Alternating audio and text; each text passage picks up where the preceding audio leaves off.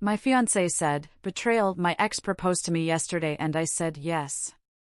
Sure she'd chosen better, I told the truth to the only one who mattered. Imagine this, the woman you've loved for years, the one wearing your engagement ring, looks you right in the eyes and casually announces she just said yes to another man. And she says it like she's just won an award, expecting you to be happy for her. That's how my entire world imploded. The stale airport smell still clung to my uniform as I walked into our apartment, the silence heavier than usual. I was utterly exhausted, having just landed after a brutal 3-day flight rotation, dreaming of takeout and collapsing on the couch. But the calm, almost serene look on Chloe's face, waiting for me at our kitchen table, told me my day was far from over. I'm Noah, I'm 33, and I fly regional routes. Up until that precise moment, I genuinely thought the most stressful part of my life was navigating crosswinds. I'd just survived the kind of trip where you wake up at 4 a.m. in a bland hotel in Tulsa, wondering if the lukewarm coffee maker is even worth the effort. And all I wanted was my fiancé, Chloe, our couch, and some greasy food. I always called her right after landing, every single time, and she always picked up. That's why I hadn't thought twice when she asked what time I'd be home. She was waiting, and she had that weird, rehearsed look, a mix of nervous and determined that screams, "You're about to hear something you don't want to hear." Chloe sat down, folded her hands like we were in some corporate meeting, and announced she needed to be honest with me. She's 30, works in pharmaceutical sales, beautiful in that polished way that looks effortless but absolutely isn't. And then, she dropped the bomb. She'd been having lunch with her ex-boyfriend, Liam, for the past 2 months. And she genuinely believed it wasn't cheating. No, she called it just talking, working through old feelings, being mature about complicated emotions. Then came the words that carved a hole right through me. "Liam proposed to me yesterday at lunch, and I said yes." She said it with a smile, the same one she'd wear if she announced a promotion. Like she expected me to celebrate her personal growth. I just stood there, still in my uniform, my overnight bag clutched in my hand, my mind reeling. Had I fundamentally misunderstood how relationships worked? Or had I just spent 3 years with someone who thought monogamy was, well, optional? She kept smiling, waiting, and I could see it in her eyes. She truly believed this was a mature conversation. She explained she'd said yes to Liam because she'd only been with me because I was stable and safe and convenient. She actually used the word settled. Settled. Like I was a placeholder until something better came along. She hoped I'd understand that she was following her heart, choosing passion over comfort, real love over just getting along. The whole time she spoke, she looked like she was doing something incredibly brave, like this was her heroic journey, and I was just a discarded chapter. I finally found my voice. "Are you seriously telling me this while wearing my ring?" She glanced down at her hand, as if she'd forgotten it was even there. She pulled it off, slowly, deliberately, and set it on the table between us. "I wanted to do this the right way," she said, with honesty and respect. It wasn't her words that shattered me then, it was her absolute calmness. As if she'd made a difficult decision and deserved applause for handling it so maturely. She sat there, hands folded, looking at me with what I can only describe as gentle pity, like I was a puppy who just got told we weren't going to the park. "Get out," I heard myself say. She looked offended. Genuinely offended, as if I was being utterly unreasonable by not wanting to dissect this betrayal further. She stood up, grabbed her purse, walked to the door, then turned back. "I hope you'll eventually be happy for me, Noah." She actually said that. Like I was supposed to process being blindsided and arrive at a state of gratitude. 20 minutes later, a text popped up. From Chloe. "I know this is hard, but I really hope you can appreciate that I was honest instead of going behind your back." I stared at that message for 10 minutes, trying to comprehend the kind of person who believes they deserve praise for efficiently blowing up someone's life. The sheer audacity of asking for credit, for wanting me to thank her for destroying our future so directly, made me wonder if I'd ever truly known her at all. That night, I called my sister, Sarah. Woke her up, even though it was past midnight. She listened, silently, to every agonizing detail. When I finished, she was quiet for a long moment. Then she said something that hit me harder than anything Chloe had said. Chloe didn't confess because she felt guilty, Noah. She confessed because she wanted permission. That was it. That was the truth. Chloe hadn't come to me with remorse or shame. She'd come expecting understanding, maybe even my blessing. The next day, her parents called me. Both of them on speakerphone. I thought, finally, maybe an apology. Maybe they'll acknowledge their daughter just did something insane. Instead, her dad launched into a speech about Chloe making a difficult choice and how they hoped I could respect that she'd followed her heart. Her mom chimed in, saying, at least Chloe hadn't cheated. She was brave enough to be honest. And Noah, you seem to be taking this all too personally. Too personally? Like my fiancé leaving me for another man was something I should view objectively, a news story happening to someone else? How exactly am I supposed to take this? I asked. Her dad responded, these things happen. The mature thing would be to wish her well. I hung up without another word. I just sat in my apartment, wondering if I was losing my mind, if I'd somehow stumbled into an alternate universe where basic human decency just didn't exist.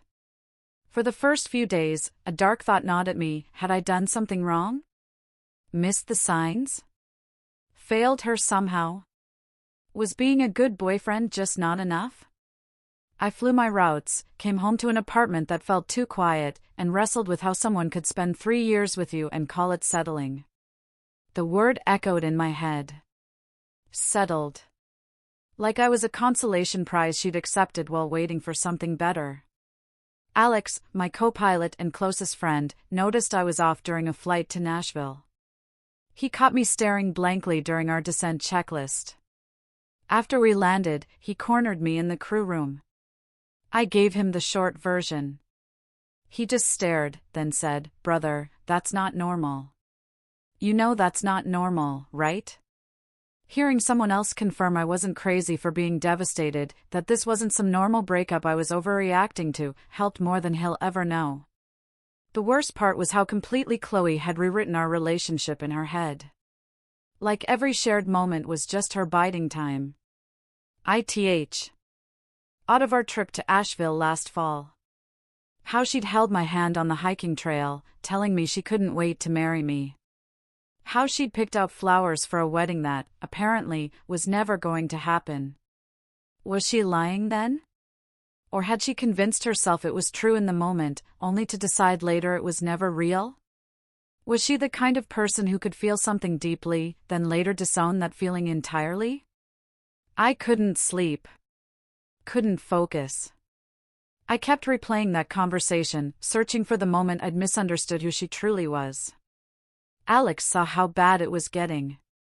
He told our supervisor I needed time off, basically forced me to take a week of personal leave. I spent those days in my apartment, trying to piece together my shattered life, drinking too much coffee, scrolling through old photos like I could find some clue I'd missed. That's when I made a mistake. I looked Liam up online. LinkedIn first, same pharmaceutical company as Chloe, which explained the convenient lunches. Then Facebook. Every single post featured his mother. Every single one. Birthdays, holidays, random Tuesdays. Just him and his mom, doing normal things that, when viewed collectively, felt deeply abnormal. The comments were worse. All from her, Brenda. Things about her special boy, how proud she was, how nobody loved him like she did. He was 34 years old. I kept scrolling, desperate for anything not about his mother, any evidence of an independent life. Then I found it, a post from 2 weeks prior about his engagement. No mention of Chloe.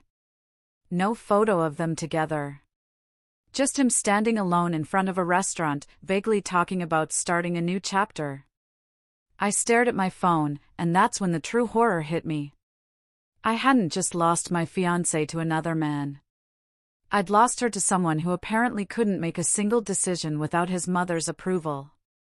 I considered calling Chloe, asking if she knew what she was walking into, if she'd noticed the red flags that were visible from space. But then I remembered she'd called our 3 years together settling. And I figured she'd made her choice. Passion over stability, excitement over safety, and, apparently, a man whose Facebook profile looked like a shrine to maternal devotion. I didn't know it yet, but I was about to find out just how catastrophic that choice really was. I spent the next few days in a fog. The kind where you go through the motions, but nothing feels real.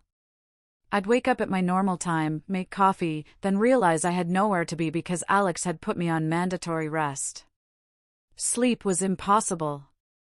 Every time I closed my eyes, I saw Chloe at that table, calmly explaining how she'd settled for me, and I'd jolt awake with my heart racing like I was in an emergency descent. My apartment felt wrong. Contaminated. Every corner held a memory I didn't want anymore.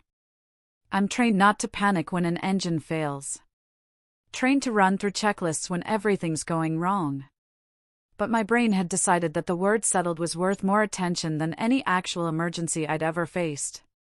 Alex showed up on the 4th day with takeout, refusing to leave until I ate something. He sat across from me at my kitchen table. "You look like hell, man," he said. He wasn't wrong. I hadn't shaved, barely showered, same shirt for 2 days. He asked if I'd heard from Chloe. I told him about the text, the one asking me to appreciate her honesty. And he actually laughed. Not a kind laugh.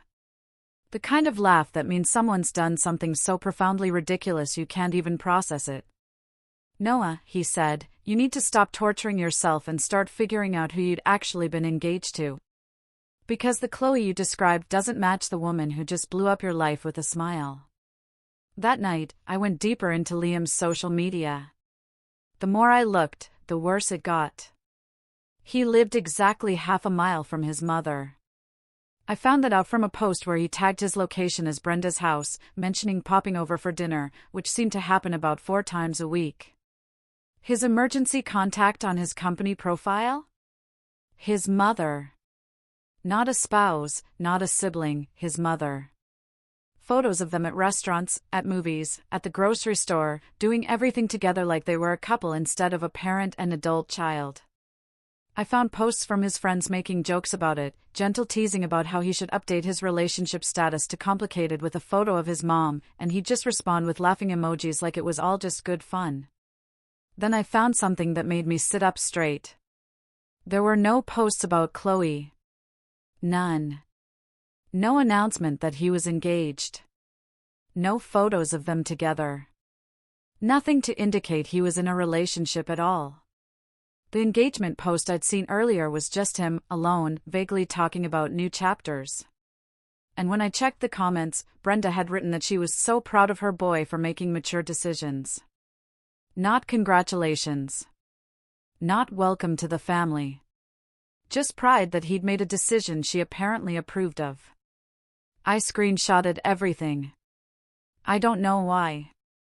Maybe I thought I'd need proof later that I wasn't making this up.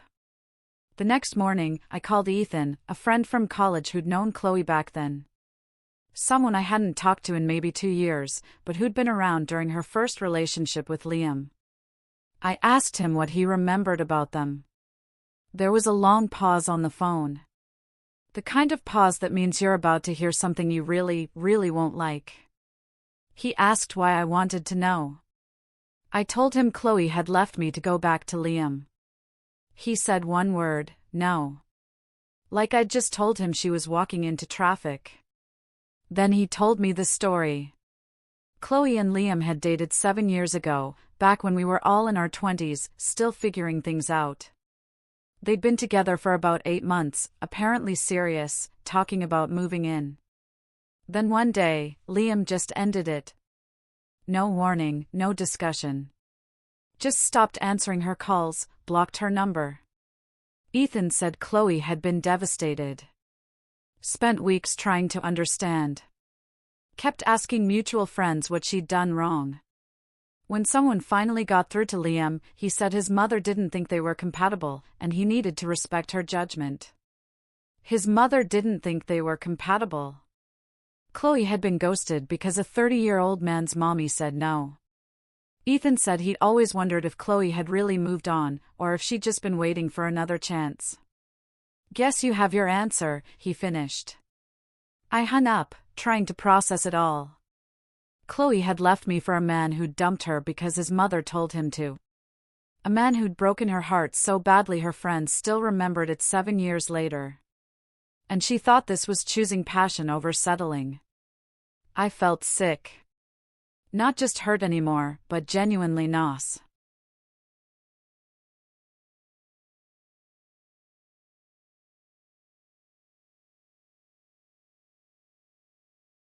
Simply followed orders, the same way he'd dumped her 7 years ago when Brenda disapproved.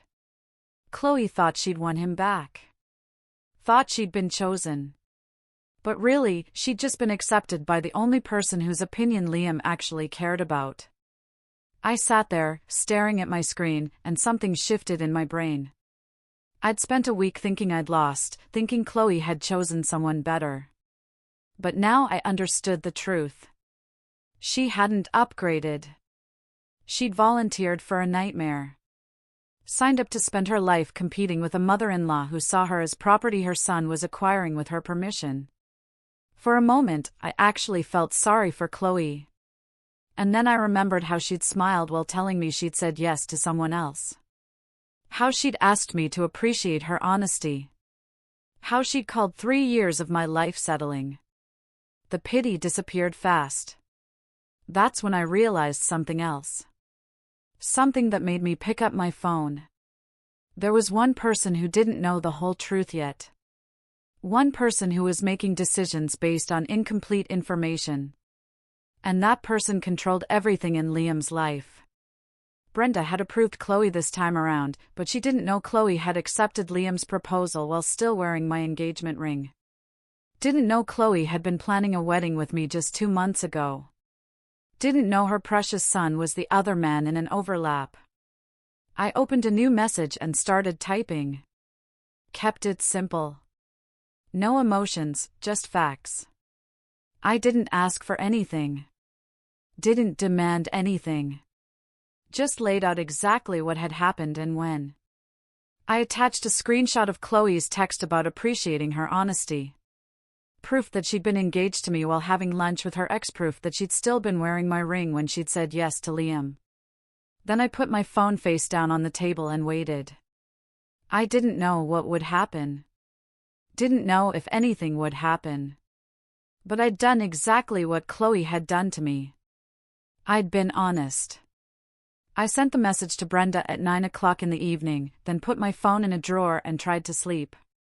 I didn't expect an immediate response, figured maybe she'd ignore it or Liam would intercept it. But I'd done what I needed to do, and now it was out of my hands. I woke up the next morning to 17 missed calls from numbers I didn't recognize, and a text from Alex asking if I'd done something insane because someone from Chloe's company had been calling around asking what was going on. I made coffee, sat down at my kitchen table, and opened my phone to find out what had happened. Apparently, Brenda had driven to Chloe's office first thing in the morning, walked straight past the reception desk, and found Chloe at her cubicle. The entire floor heard everything. The screaming about lying and manipulation, about trying to trap her son, about being the kind of woman who overlapped relationships and expected to be rewarded for it. Security had to escort Brenda out, but not before she'd made sure everyone in that building knew exactly what Chloe had done. Jessica, a woman from Chloe's office who I'd met at a company holiday party, sent me a message describing the whole scene. She still had my number from Chloe's contact list, probably from when Chloe was organizing the party last year. Jessica said it was the most dramatic thing that had ever happened on their floor, and Chloe had locked herself in a conference room afterward. She said Liam had shown up an hour later, not to defend Chloe or calm his mother down, but to do damage control on his own reputation. I wasn't there. Didn't see any of it firsthand. But apparently, the entire pharmaceutical sales division of their company had front row seats to Chloe's life falling apart. My phone rang that afternoon.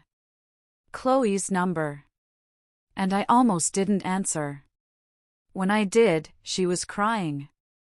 Actually, truly crying for the first time through this entire thing. She said she didn't understand what had happened. She said Liam had called her that morning and told her they were done. Said his mother was right about her character. Said he couldn't be with someone who'd overlap relationships like that. She kept saying it wasn't fair, that she'd been honest, that she'd done everything right. I asked her if Liam had used those exact words. My mother was right. She went quiet. Then she said yes. And I could hear in her voice that she was finally understanding what she'd signed up for. She asked if we could talk, really talk, maybe figure things out. No, I told her. She'd made her choice, called our 3 years settling, humiliated me in front of her parents, and now she wanted to come back because her backup plan had exploded. I told her I hoped she'd eventually be happy, using her exact words from that night, and hung up. She tried calling back 6 times, sent messages saying she'd made a mistake, that she'd been confused, that what we had was real and she'd teach her. Yes, because this meant she knew exactly who Liam was and had chosen him anyway. That afternoon, I did something I'm not proud of. I drove past his mother's house. Didn't stop, didn't get out, just drove by slowly like I was looking for an address. It was a normal house in a normal neighborhood. Nothing special. But there were 2 cars in the driveway, and one was the exact model I'd seen in Liam's photos. At 2 o'clock in the afternoon on a weekday, he was at his mother's house. I kept driving, went home, and opened my laptop. I found Brenda's Facebook. Liam's mother. Her profile was public, probably because she wanted everyone to see how proud she was of Liam. Every post was about him. Every single one. Baby photos, childhood stories, current updates about his life like he was her entire personality. She posted about his job promotions, his hobbies, his opinions on movies, literally everything. There were posts about his previous relationships, too. And I found one from 7 years ago, right around the time Ethan said they'd broken up, where she'd written something about how grateful she was that her son had the wisdom to recognize when someone wasn't right for our family. Our family. Like she and Liam were a single unit, and everyone else was an outsider trying to get in. I found posts about other women, too, girlfriends who apparently hadn't lasted long. And Brenda always had something to say about why they weren't suitable. Too career-focused, too independent, not family-oriented enough. Then I found something that made everything click into place. Brenda had posted about Liam's engagement. But it was weird. Talking about how she'd finally approved of his choice, how this time he'd listened to her about what qualities mattered in a wife, how proud she was that he'd made the right decision. This time. Like Chloe had auditioned before and failed, and now she'd somehow passed whatever test Brenda had created. I realized Liam hadn't proposed to Chloe. Not really. Brenda had approved Chloe, and Liam had owned it away for nothing. After the 6th call, I blocked her number and went back to work. Alex bought me a drink after our next flight together. Told me I looked better than I had in weeks and asked what had changed. I told him I'd realized something important, I hadn't lost Chloe to someone better. I just avoided being chosen for a disaster. The story got around somehow. I think through Chloe's coworkers. And over the next few weeks, I heard updates I didn't ask for. Liam was already seeing someone new, a woman his mother had apparently introduced him to, someone more appropriate according to Brenda's standards. They were engaged within 3 weeks, which would have seemed insane, except by that point, I understood Liam didn't make decisions. He just followed instructions. Chloe's reputation at work was destroyed. Everyone knew she'd been engaged to one man while having secret lunches with another, and the fact that it had blown up so publicly meant there was no way to spin it. She'd wanted passion and excitement, and instead, she got humiliation and unemployment rumors. Sarah called to check on me one evening, asked if I felt guilty about sending that message to Brenda. I thought about it, honestly, before answering. I told her I didn't. I'd done exactly what Chloe had done to me, been honest about an uncomfortable truth. Let someone make decisions with complete information. Sarah laughed. That's the most diplomatic way I've ever heard someone describe revenge. I told her it wasn't revenge, it was consequences. Chloe had made choices. I'd made choices. And neither of us got to control what happened after that. I sold the engagement ring 2 months later. Used the money to completely redo my bedroom. New mattress, new sheets, new everything. I went on a few dates. Nothing serious, just reminders that there were women out there who didn't see relationships as additions for something better. I ran into Chloe's mother at a grocery store about 3 months after everything. She looked at me like she wanted to say something, but couldn't figure out what. I nodded politely and kept walking. Didn't give her the chance to tell me I'd taken things too personally or that I should have been more understanding. The thing about flying is that you learn pretty quickly how to handle emergencies. You train for every possible disaster until your response becomes automatic. You don't panic. You don't freeze. You just work the problem until you're either safe or you're not. That's what I'd done with Chloe. Worked the problem, made the decisions I needed to make, and landed safely, even if the approach had been incredibly rough. I thought about her sometimes. Wondered if she'd figured out yet that Liam had never actually chosen her, that she'd been approved, like a purchase his mother had signed off on. I wondered if she understood that the passion she'd been chasing was just the drama of trying to win over someone who'd already broken her heart once. Mostly, though, I didn't think about her at all. I flew my routes, came home to an apartment that felt like mine again, made plans with friends who hadn't asked me to appreciate being discarded. 6 months after Chloe had sat at my kitchen table and announced she'd said yes to someone else, I was fine. Not heartbroken. Not angry. Just fine. I'd thought I was being replaced, that she'd found someone better and left me behind. But really, she'd just volunteered for a life where she'd never be anyone's first choice. And I'd been honest enough to make sure everyone involved knew exactly what they were choosing. Chloe wanted credit for her honesty. Wanted me to appreciate that she'd told me the truth instead of sneaking around. So, I'd given her the same courtesy. Been honest with the one person who actually made the decisions in Liam's life, and let the truth do whatever it was going to do. Turns out, honesty isn't always kind, but it's always fair. What do you think? Was I justified, or did I go too far? Let me know in the comments below. I'm reading everything. And if you enjoyed this story, drop a like and subscribe for more real-life narratives.